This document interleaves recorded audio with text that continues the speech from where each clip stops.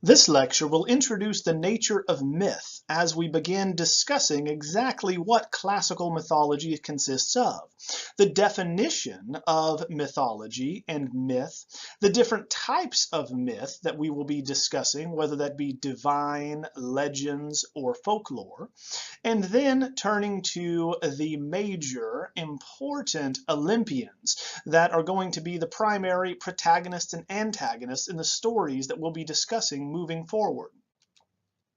The first thing that we must consider is what myth is to begin with. Now, myth comes from mythos in Greek, which originally meant an authoritative speech or a story. You'll note that our term myth becomes a traditional story with collective importance. Now, traditional, it is important to note, is a story that has been handed over orally, not written down. Therefore, it's going to change with each person that recounts it until eventually we have the written versions. Now, myth must have three different components to be considered as such. Number one, a myth must have a plot, thus it must have a narrative structure, a beginning, a middle, and an end. It cannot be stationary or iconic. Number two, a myth must have characters that have conflicts with one another and must end in a type of resolution. And then three, a myth must have a particular setting, a particular time and place in which it occurs. However, this is never going to be in the present or in the recent past, that is, in the last several generations. It's in the distant past. Hence, we have one of the most famous examples of Star Wars and the mythos that developed around it, as the beginning credits are going to state a long time ago in a galaxy far, far away. Hence, keying us into the fact that this is going to be something that is very distant in time and far away as far as location. Now, myth in general, we must remember, has a type of collective importance. Therefore, there are patterns that we will discuss. There are models of human behavior that are told here, much like proverbs or parables that you might read in the Bible. Now, myth also must not have an identifiable author associated with it. It must be anonymous, that be a collective type of wisdom passed down orally from generation to generation. Therefore, no one person can claim responsibility for the myth, or else it will lose its mythos, as it were. And then finally, a myth is going to have an oral transmission. This is very important for myth across all cultures because they are subject to change. There are certain elements which might remain the same, that being a character's name or type of character, the type of conflict and resolution, but the details always change. And this is, of course, also true for the class that we are about to begin. For the three main mythographers, Homer, Sophocles, and Hesiod, who wrote down these myths first from the oral tradition, are all going to report different variations of the same myths. Now, what is hard for us to understand but important to know is that none of these mythographers are reporting the true version of it. Each one recounts a previous version with slight alterations. So we must think about the myth as the primary moral of the story, as it were. Now, turning to myths in particular, there are three specific types of myth. The first variety of myth is known as divine myths, or true or proper myths. These involve supernatural beings who are the main actors. The myth itself is set in a far-off place beyond human chronology, beyond our time, such as with a titanomachy or a gigantomachy, these stories involving titans, giants, and or the Olympians themselves. Now, myth, especially with divine myths, is going to be very important for the ancients because they function as modern science does now in our own world. That explains why the world is the way that it is. Why does natural phenomena occur the way that it does? So divine myths can be what we call etiological tales. And so this is a very important term we're going to use over and over again in this class, because as we move through these myths, many of them exist primarily to explain the causes that brought the world into existence, such as Zeus binding Typhus in Mount Etna, or Persephone being taken to the underworld by Hades. These two myths in particular explain why we have volcanoes and why the seasons change. Why does winter come? Because Hades abducted Persephone and she must return there in the winter months. Along with divine myths that center around the actions of the gods, we also have the very popular version of legends, otherwise known as sagas. These are analogous to history as we understand it because it chronicles the great deeds of human heroes like Odysseus and Perseus, or Hercules, for instance. Now, these are going to come primarily from the nobility, as Odysseus was a king and Perseus becomes a king. Therefore, they're set in the distant past, but in real places, and help explain why things are the way that they are today. For instance, why does Athens become dominant in antiquity for the Greek world? And the answer to that for them would be Theseus, the founding king, made it so, conquering Crete and establishing Athenian dominance in the Aegean Sea. So we find that Athens, Crete, and Troy are all locations and settings for these legends that we'll talk about. The third variety of myth are known as folk tales. Now these involve ordinary people or animals and are not a history of events.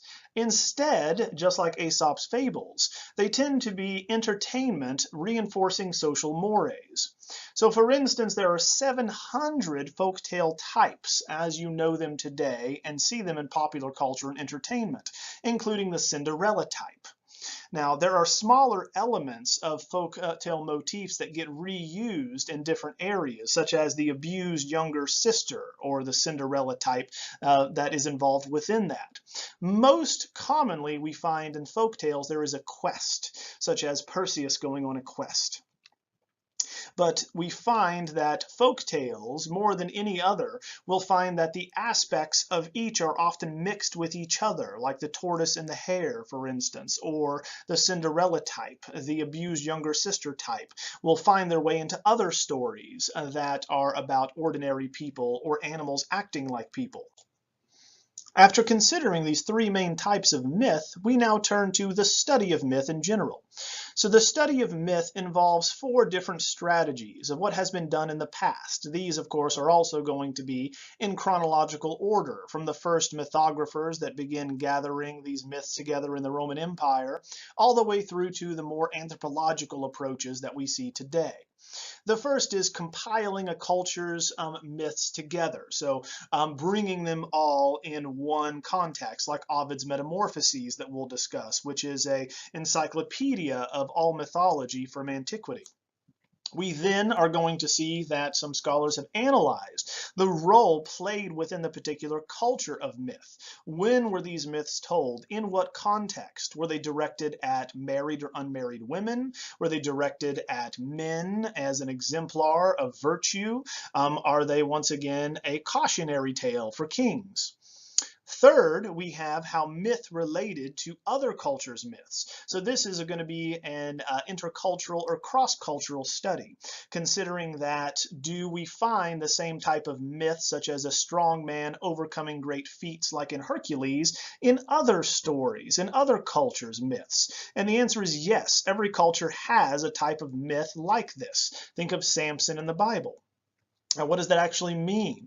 Did one culture spread the myth to another and influence their oral tradition that then turned into an official story that was retold? Now, fourth, we finally have the assessment of lasting significance relating to some myths. Now, we can state that most myths in antiquity do not stand the test of time because they are very specific to the culture that created them. And we cannot relate to a society that, say, had slavery or, once again, limited the rights of women greatly, or, again, had the specific beliefs in fortune telling and prophecy. but others do. So the question is, why do some myths survive in cultures up to the present while others do not? What is it about these myths that are going to make their way into movies and TV and popular culture to this day? Is there some type of universal truth that the myth is tapping into? And most anthropologists, psychologists, and historians would of course say yes, that there's something that resonates with the human psyche about some of these stories. And so they have endured for so long. The battle between virtue and vice, good and evil, the hero's journey, all of these we will discuss in this class.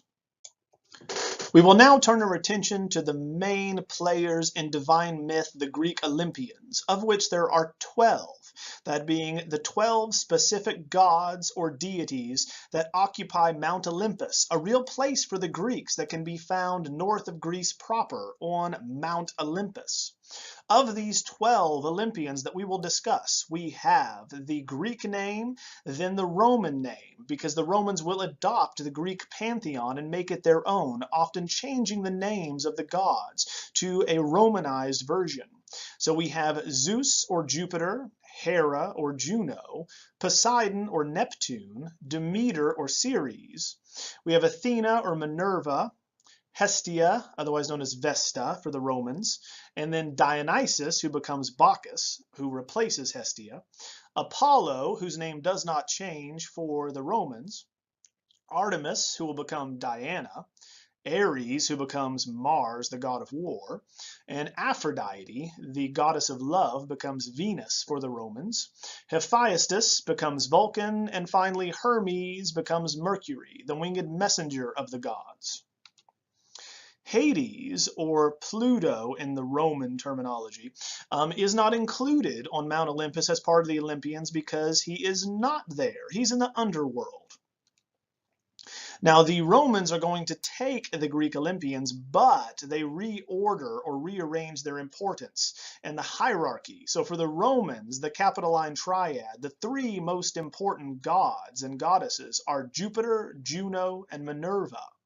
And now we will address each one of these gods individually, for they will play major roles in the stories moving forward.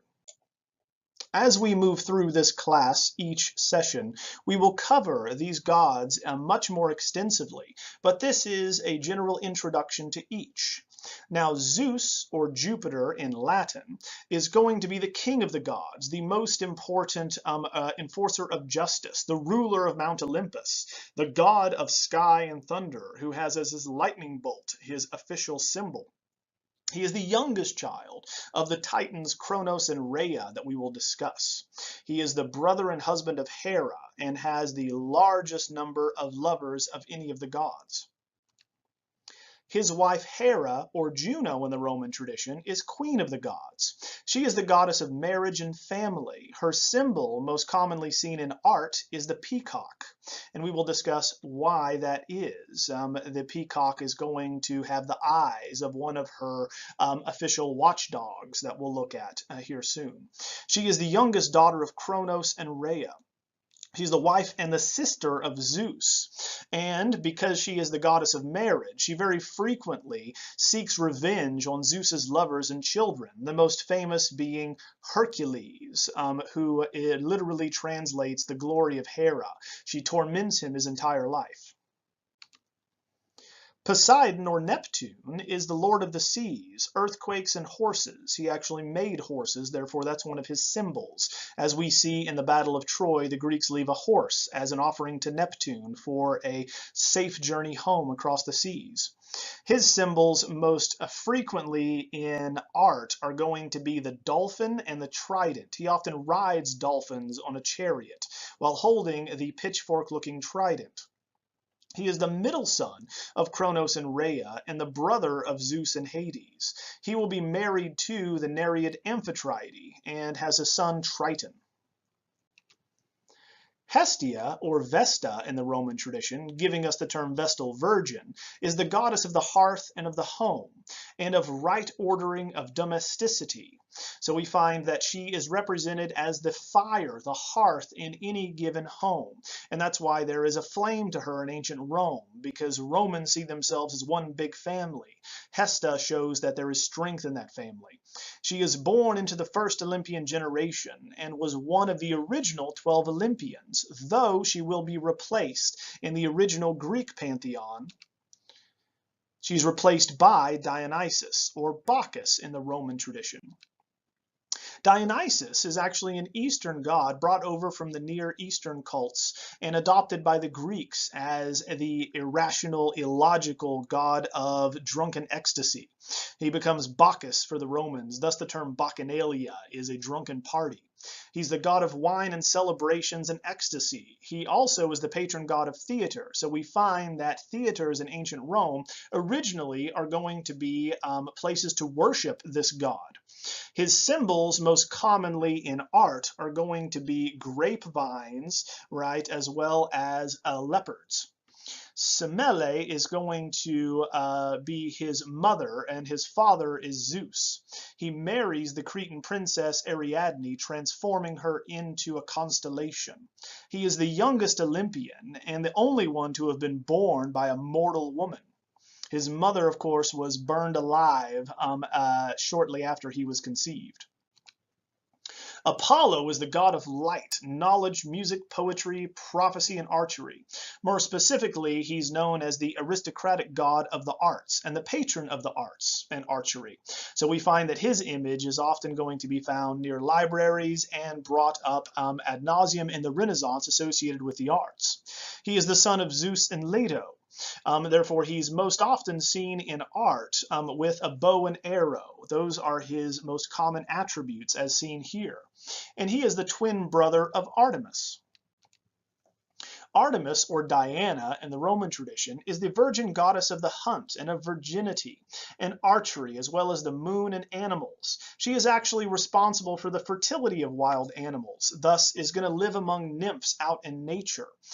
Because she is a virgin, she is not shown nude in antiquity. Only in the Renaissance do we find Actaeon, a hunter, coming upon her nude, and he pays dearly for it, being ripped apart by his own dogs. She is the daughter of Zeus and Leto and the twin sister of Apollo.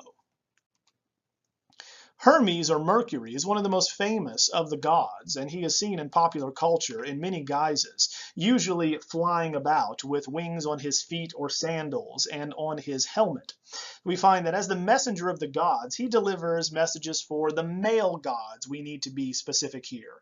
He has a counterpart for goddesses. So we find here he's the god of commerce and thieves, and in the ancient world, those practicing the commercial trade were seen as equivalent to thieves. He is identified most often in art by the caduceus, that being the staff that he holds with two snakes, and then his winged sandals and cap. He is the son of Zeus and the nymph Maia. He is the second youngest Olympian after Dionysus, as he married Dryope, the daughter of Dryops. He is going to have a son named Pan, who is going to become the god of nature and give us the word Panic, who is the lord of the satyrs because he is half goat. He invents the panpipes and is a comrade of Dionysus. Athena, or Minerva, is also a very popular goddess who survives to the modern era. She is the virgin goddess of wisdom, handicrafts, defense, and strategic warfare. In antiquity, especially in the city of Athens, named after her, we find that she is understood to be the virginal goddess that is going to give people the ability to not only create things, such as structures, boats, and other types of instruments in mythology, such as Odysseus in the Odyssey, but also helping plan for strategic elements in warfare, thinking through how to carry out war. She's the intellectual side of war. Her symbols, as we find, are going to be the owl in art, so she often is accompanied by one, but she's shown as a woman in male armor, often with the Medusa head on her breastplate or on her shield, because she was the one that created a Medusa. She is going to be the daughter of Zeus and Oceanid Metis. She is going to rise from her father's head fully formed, after Zeus swallows his wife Metis whole, and then is going to take on her wisdom. Then he marries Hera or Juno as his second wife. Ares, or Mars, where we get the word martial and the month of March when we go to war, is going to be responsible for violence and bloodshed in war, not the rational approach that Athena represents. Therefore, the gods hate Ares or Mars. He is not someone to be envied or emulated. He's often going to be described in ancient accounts of battle as the physical act of killing, not a rational one. So we find that his symbol very often is going to be a warrior dressed in a sword and shield with a spear. He's the son of Zeus and Hera, and all gods except Aphrodite, who will become his lover, hate him. They despise him. Thus, we find that war in the ancient world is something to be carried out on intellectual terms, not violent blood rage. Aphrodite, or Venus, where we get the word venereal in Latin, as well as aphrodisiac from the Greek, relates to love, especially sensual and physical love, as she is the goddess of love, beauty, and desire. Her symbol, most commonly in art, will be the dove and the rose. That's how we know that it is Venus very often, because rose petals will be strewn about her, even though we find that many statues are going to be shown nude. That's how we identify Venus. She is the daughter of Zeus and the Oceanid Dione. Or, in another version of the myth we'll talk about, she was born from Uranus's sea foam. Now, she marries Hephaestus, the god of the forge, but has many affairs with Ares, the god of war.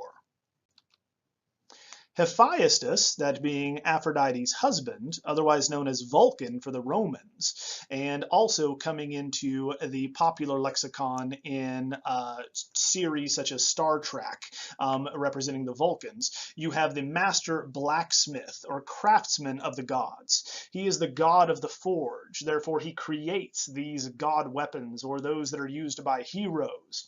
Therefore, his symbols will be the hammer and anvil and fire. So he is the son of Hera, in one tradition by Zeus, or Hera produces him alone. Thus we find that he marries Aphrodite and is rarely ever shown as licentious. He is not lustful. In fact, he is the only god who is crippled, having a club foot. In Latin, we find that his name Vulcan gives us the word volcano, because that's where his forge is in a volcano, and that explains also why we have these activities below. They're forming and forging these weapons. Demeter, or Ceres in Roman, giving us the Latin name cereal, is the goddess of fertility and agriculture specifically. She also is the goddess relating to nature and the seasons. So her symbol in art is often going to be that of wheat, or a bundle of wheat, seen here in the lower left-hand corner around her head. So she is the middle daughter of Kronos and Rhea, and is the mother of Persephone. Now, there are many honorable mentions outside of the 12 Olympians that are very important to the ancient world and are gods and goddesses you have heard of and that you have seen in movies and TV shows, video games, and elsewhere. One very important one is Hades, or Pluto in the Latin. He is the god of the underworld. As a matter of fact, for the ancient Greeks, his name is synonymous with the underworld. Hades is the god, and Hades is the place that you go when you die. He is literally going to mean in Latin Pluto, or the rich one, for he has all of the dead that have ever lived and died in his realm. So he's born into the first Olympian generation, the eldest brother of Zeus and Poseidon, but he draws the short straw and thus lives in the underworld, taking care of the dead instead of living on Mount Olympus with his brothers. So he's typically not included among the 12 Olympians because he's not on Mount Olympus. Persephone, or Proserpina in Latin, is going to be the queen of the damned, the queen of the underworld. and daughter of Demeter and Zeus. She is the goddess of spring, therefore she is kidnapped by Hades and forced into this unwanted marriage. Because Demeter is distraught over her daughter's disappearance, she neglects the earth and it dies in the winter.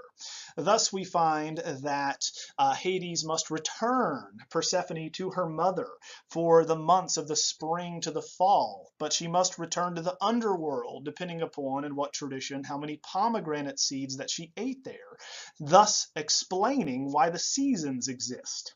So this tradition carries on into the early modern era as to why we have summer, fall, winter, and spring.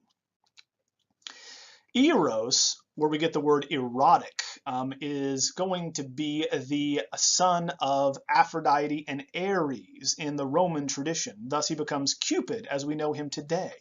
So he is the god of sexual love and beauty, the counterpart to Aphrodite or Venus. Thus he is worshipped as a fertility deity. If you want to fall in love or have children, be fecund as it were, then Eros is going to be the god important to you.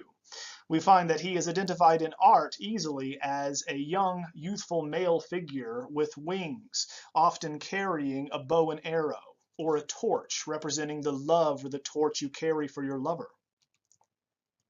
Next class, we will continue on with the cultural context of myth as well as the development of classical myth, looking at the world the Greeks lived in to help explain why these stories came about.